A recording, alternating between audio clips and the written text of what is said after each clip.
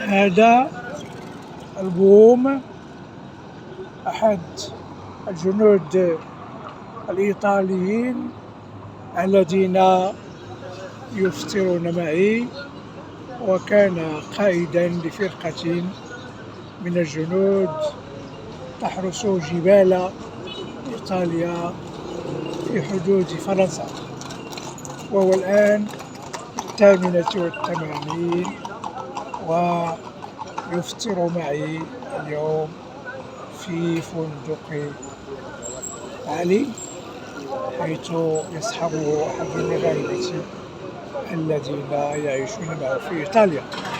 وقد جاء بألبوم أرانيه يتحدث عنه وعن حياته وسط الجبال وتربيته للطيور الداجنة وغيرها، وأنه يعيش في الجبال كما كان يعيش فيها من قبل، وقد بنى له منزلا هناك وأصبح من هواة حماية الطبيعة.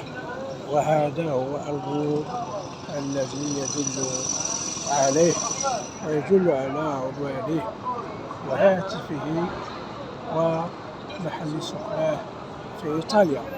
وقد اخترت منه صورا نادرة أخذتها من هذا الألبوم، وخاصة بعض صور البومة البيضاء التي لا تظهر إلا في الليل وتصطاد يعني الحشرات والطيور، ولكن لونها أبيض خالص. كما اخترت من هذا الألبوم يعني بعض الصور الغريبة التي ظهرت لي لأول مرة، وخاصة صورة دجاج نرويجي جاء به واستوطنه ووطنه في هذه يعني في هذه المستعمرة، مستعمرة الطيور ويعني الخالية من البشر،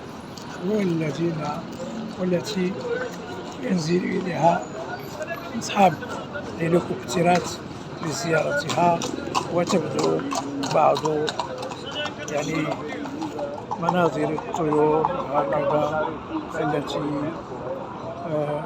اختارها من الطواويس والكلاب وغيرها تعيش معه في هذه المستعمرة الغريبة النادرة المثال، وهي كما نرى يعني في هذا الأمور. فشكرا له. هذه مجموعة من الكمآت أو بنات الأوبان أو الشامبينيون التي تكثر عنده وتنبت في هذه الأرض، فيختار منها من أجل الحسن ما هو غير سام ويترك السام، وقد وضع هنا مجموعة منها كما نرى في هذا الألبوم.